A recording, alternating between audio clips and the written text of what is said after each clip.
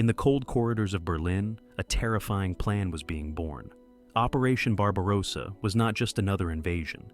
It was a gamble to crush the Soviet Union before winter could set in. Germany mobilized over 3 million soldiers, the largest invading force the world had ever seen.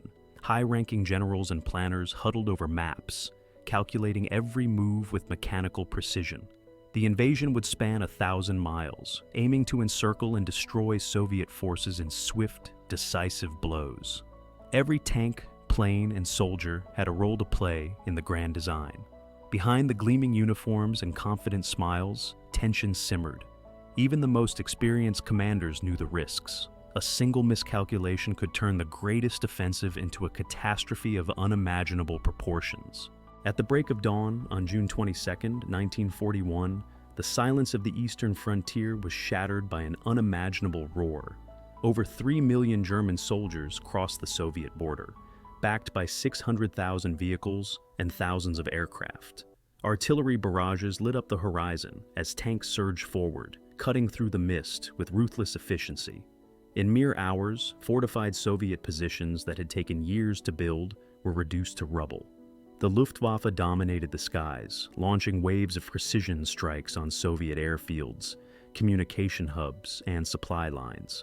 Before most Soviet planes could even leave the ground, they were engulfed in fire. Paralyzed by the sudden onslaught, the Red Army struggled to react. The German forces advanced at an almost supernatural speed, devouring mile after mile of territory. Chaos swept through the Soviet ranks. Soldiers, overwhelmed and disoriented, either fell where they stood or fled in disorganized retreat. Within the first day, it became clear. The Soviet Union was facing an existential threat unlike anything it had ever known.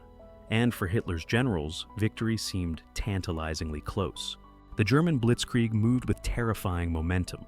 Armored spearheads pierced deep into Soviet territory, bypassing strongpoints and trapping entire divisions in massive encirclements.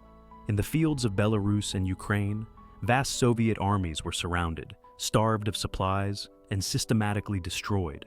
Everywhere the Wehrmacht went, it left destruction in its wake. Cities burned, villages were reduced to ash, and countless prisoners were marched westward, broken and dazed.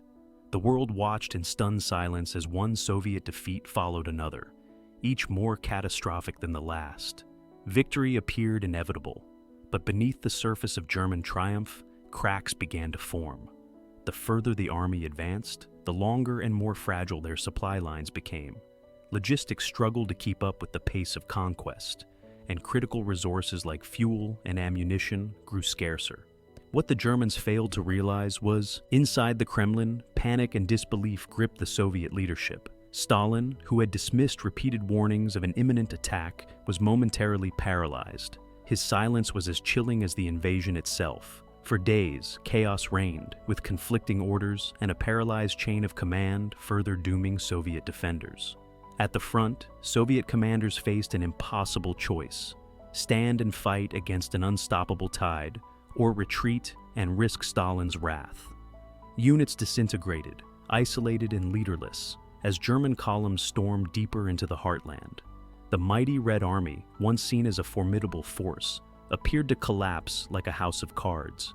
Meanwhile, millions of civilians abandoned their homes, fleeing eastward in the desperate caravans. They carried what little they could: bundles of food, icons of saints, fading photographs of loved ones. Roads clogged with refugees became easy targets for German planes, and each new day brought fresh horrors to an already shattered nation. As the initial shock wore off, something remarkable began to happen. Soviet soldiers, once scattered and defeated, started to regroup and resist with ferocious tenacity. Makeshift defenses sprang up in fields, forests, and villages. Bridges were rigged with explosives, roads sabotaged, and every inch of territory contested with bitter determination. The Red Army, learning through brutal experience, adapted quickly. New tactics emerged. New commanders rose from the ashes of the old guard. Factories deep within Russia churned out tanks, guns, and ammunition around the clock. In every battle, from the smallest skirmish to massive counterattacks, the Soviets grew stronger, more cunning, more dangerous. For the Germans, the war was changing. no longer a swift campaign of encirclements and surrender, it had become a savage, grinding struggle. Each mile of frozen ground was bought with blood, sweat, and the lives of countless men. Operation Barbarossa was no longer a war of annihilation. It was a desperate fight for survival on both sides. By late autumn, the German army was exhausted, but the prize of Moscow seemed within reach. Hitler believed that capturing the Soviet capital would break the enemy's will. German tanks rumbled toward the city's outskirts, even as the first snowflakes of a brutal winter began to fall, but the Soviets had prepared. Reinforcements from Siberia, seasoned troops accustomed to the harshest winters, poured into the defenses around Moscow. Their arrival turned the tide. German offensive stalled in the face of ferocious counterattacks. Snowstorms, sub-zero temperatures, and endless waves of Soviet resistance froze the Wehrmacht in its tracks. By December, the Germans were not advancing. They were retreating. For the first time since the invasion began, the seemingly unstoppable machine was pushed back. The myth of German invincibility was shattered on the frozen soil outside Moscow, and with it, the hopes of a swift victory in the east.